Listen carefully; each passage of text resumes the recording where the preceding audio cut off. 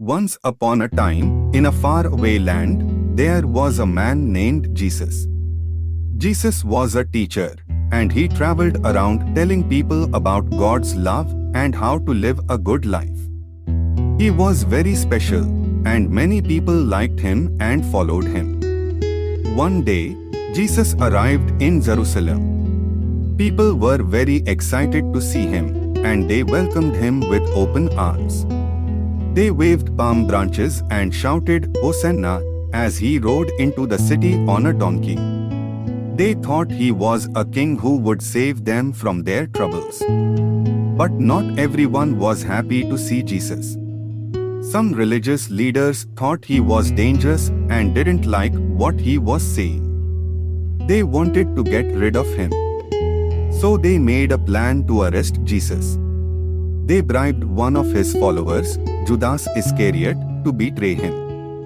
Judas led the soldiers to Jesus, and they arrested him in the Garden of Gethsemane. Jesus was put on trial, and the leaders accused him of doing bad things.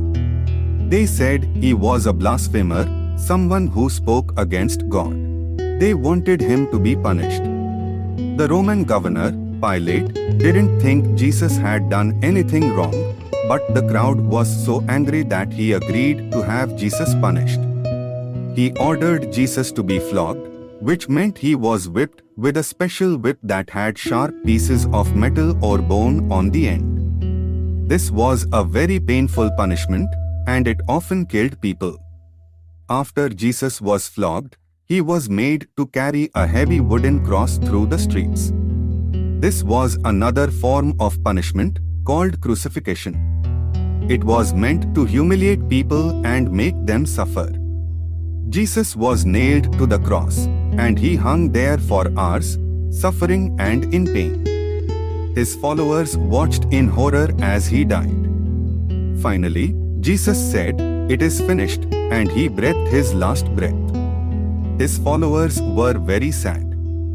They had thought Jesus was going to save them, but now he was gone.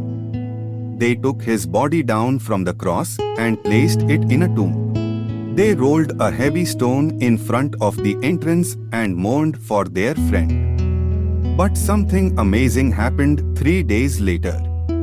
The tomb was empty. Jesus had risen from the dead.